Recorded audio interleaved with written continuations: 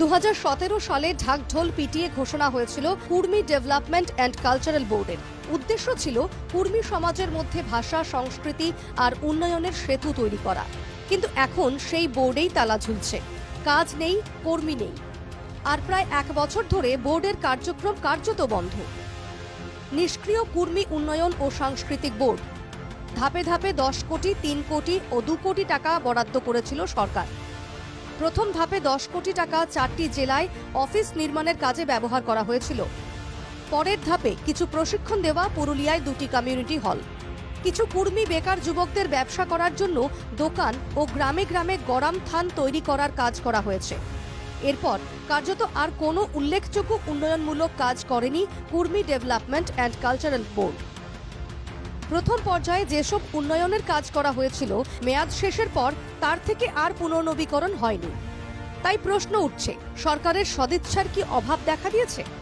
সামগ্রিকভাবে যে 3 বছরে যে 15 কোটি টাকা বরাদ্দ করেছেন আমাদের মাননীয় মুখ্যমন্ত্রী, তা তো ওই ক্যাম্পাসের বিল্ডিং ছাড়া আর 2-1টা কমিউনিটি ছাড়া সেইভাবে হয়নি। ফলে উন্নয়নটা শুধু এই বিল্ডিংয়ে হবে না। হ্যাঁ, তখন আলোচনা অবশ্যই ছিল। আমরা লিখিতভাবে ম্যাডামকে জানিয়েওছিলাম, উনি দেখে দিবেন বলেছিলেন।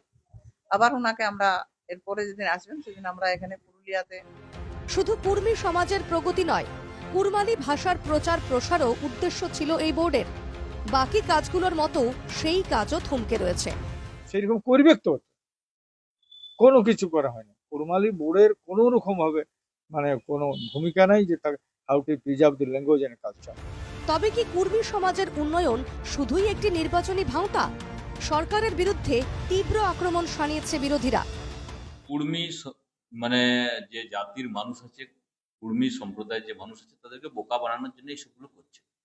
এই বোর্ডের কাজ কি? আমি আজ পর্যন্ত দেখিনি এই বোর্ডে কুর্মী জাতের লোকের কি উন্নয়ন হয়েছে, কি ডেভেলপ হয়েছে। কিন্তু আলটিমেটলি আমরা দেখেছি কুর্মী বোর্ডটা ওই নামেই নোটিফিকেশন হয়েছে।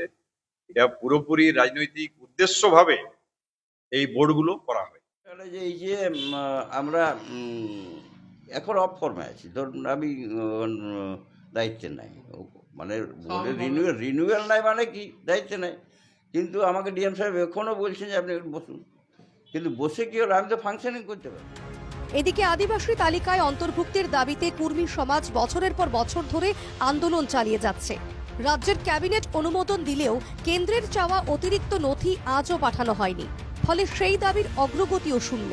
উন্নয়নের প্রতিশ্রুতি কি সত্যিই বাস্তবায়িত হবে, নাকি কুর্মী বোর্ড থেকে যাবে শুধু রাজনৈতিক দাবা খেলায় একটি মাত্র ঘুঁটি হয়ে? পুরুলিয়া থেকে দুর্বাদল চন্দ্রের রিপোর্ট, এনকেটিভি বাংলা।